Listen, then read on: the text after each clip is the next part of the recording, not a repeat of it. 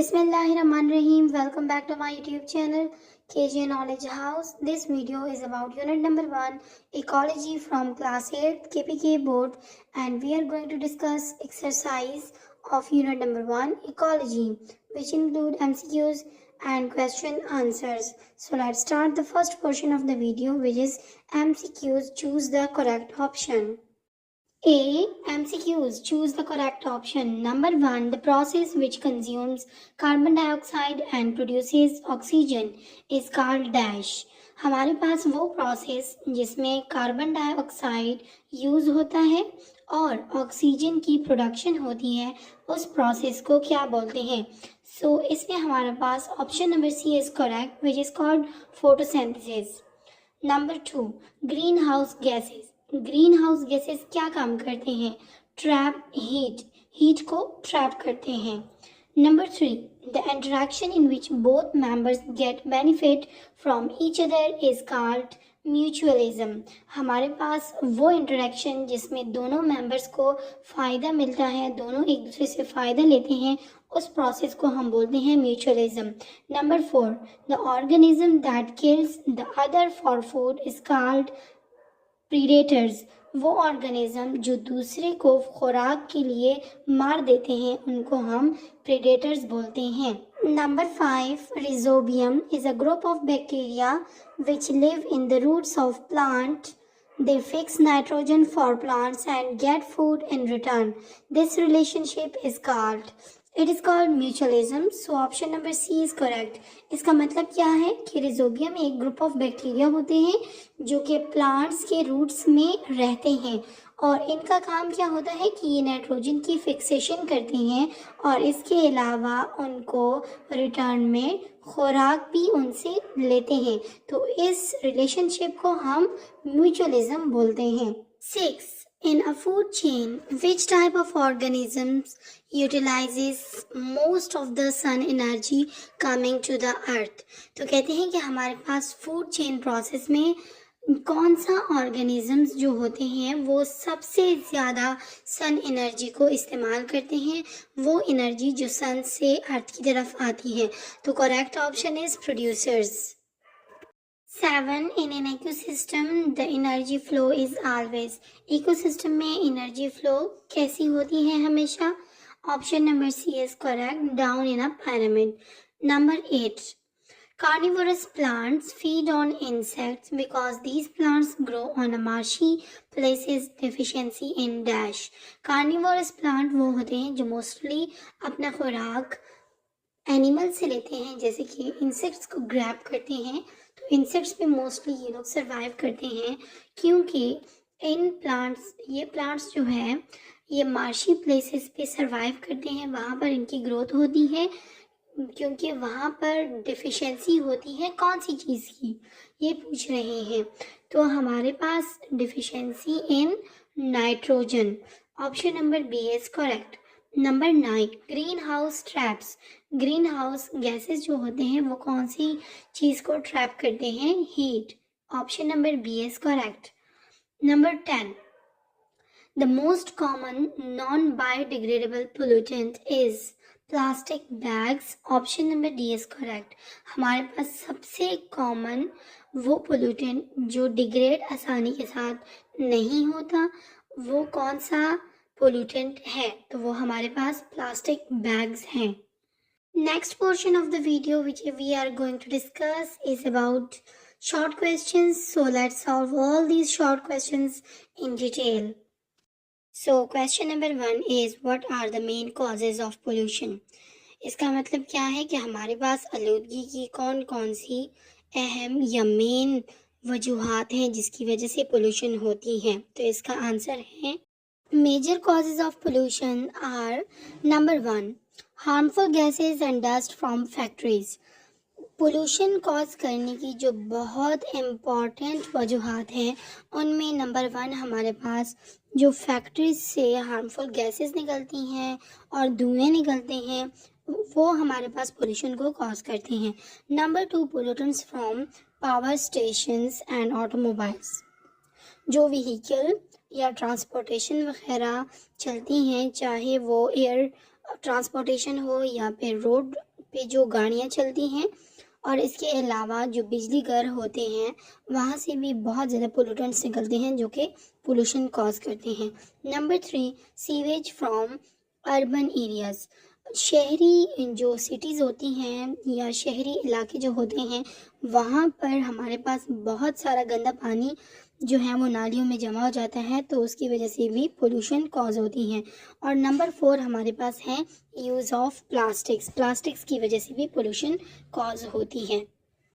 Question number 2, differentiate between primary and secondary consumer. हमारे पास primary और सेकेंडरी कंज्यूमर के बीच में हमने डिफरेंस बताना है कि किस तरह ये एक दूसरे से मुख्तलिफ हैं।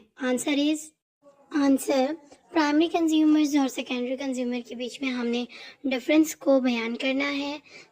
हम हर एक पॉइंट को आपस में कंपेयर करेंगे। Number 1, the organism that feed on primary producers plants.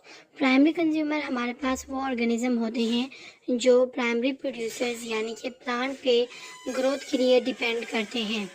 Secondary consumers the organism that feed on primary consumer. Secondary consumer वो ऑर्गेनिज्म होते हैं जो कि प्राइमरी कंज्यूमर्स पे डिपेंड करते हैं। Number 2, they are generally herbivores. ये हार्बिवोर्स की कैटेगरी में आते हैं क्योंकि इनकी जो ग्रोथ होती है वो हर्ब्स पे डिपेंड करती हैं, यानी कि प्राइमरी प्रोड्यूसर्स जो कि खुद खुराक बना सकते हैं। They are commonly called primary carnivores. Secondary consumer ऐसी चीज़ों पे डिपेंड करते हैं जो खुद खुराक नहीं बना सकते, तो उनको हम प्राइमरी कार्निवर्स बोलते हैं। Examples include cow, grasshopper, zooplankton etcetera. ये हमारे पास प्राइमरी कंज्यूमर्स की एग्जाम्पल है। सेकेंडरी कंज्यूमर्स की एग्जाम्पल्स में हमारे पास आते हैं birds, fishes and wolves etcetera. Question number 3, what is mutualism, give some example. Mutualism क्या है और उसकी एग्जांपल्स दें। आंसर नंबर 3, म्यूचुअलिज्म की हम डेफिनेशन को रीड आउट करते हैं। Mutualism is the type of relationship in which two organism of different species work together and all species involved get benefit from their interaction.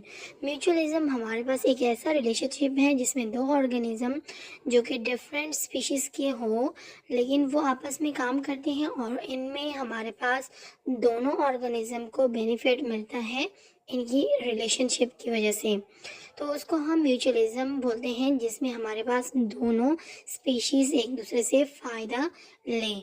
Examples include Honey guide and humans, coral and algae.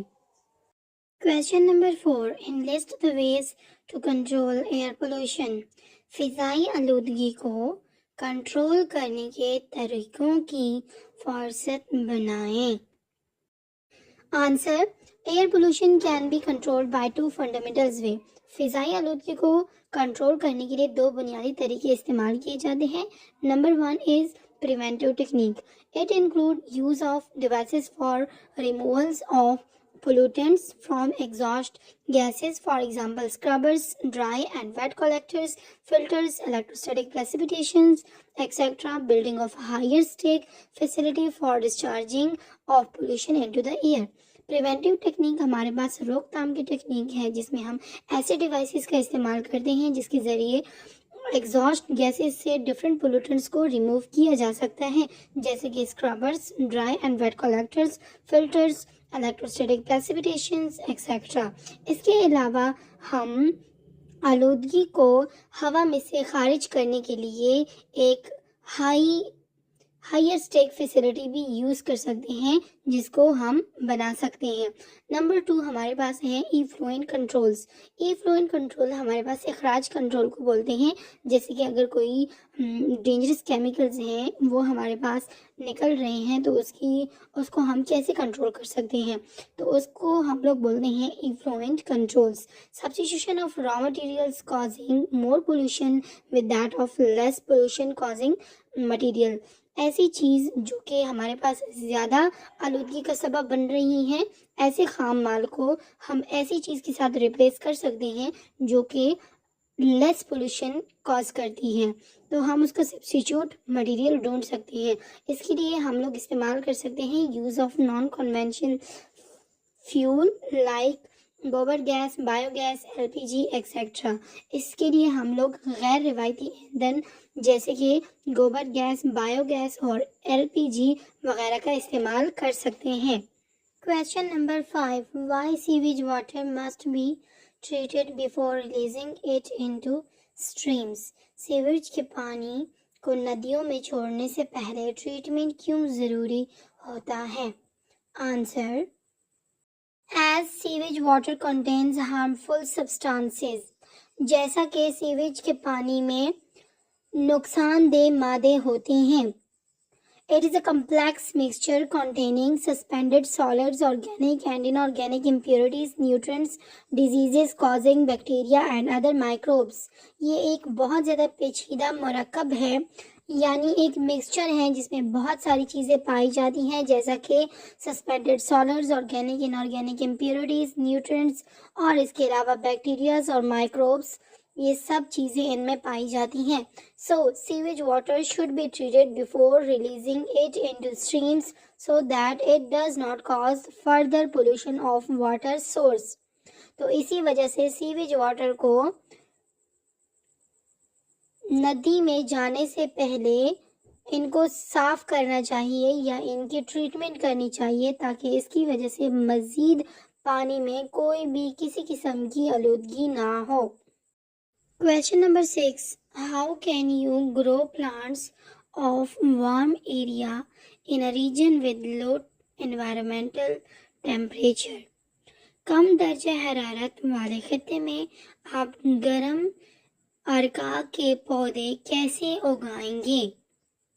Answer. In order to grow plants of warm area in a region with low environmental temperature, we have to build or arrange a space with greenhouse effect, and we can do this by covering the plantation tree with plastic sheet. कम माहौलियाती दर्जा हरारत वाले इलाके में गर्म इलाके के पौधे उगाने के लिए हमें ग्रीन हाउस इफेक्ट के साथ जगह बनानी होगी या इसका बंदोबस्त करना होगा, और हम पौधे लगाने के इलाके को प्लास्टिक की चादर से ढांप कर ऐसा कर सकते हैं।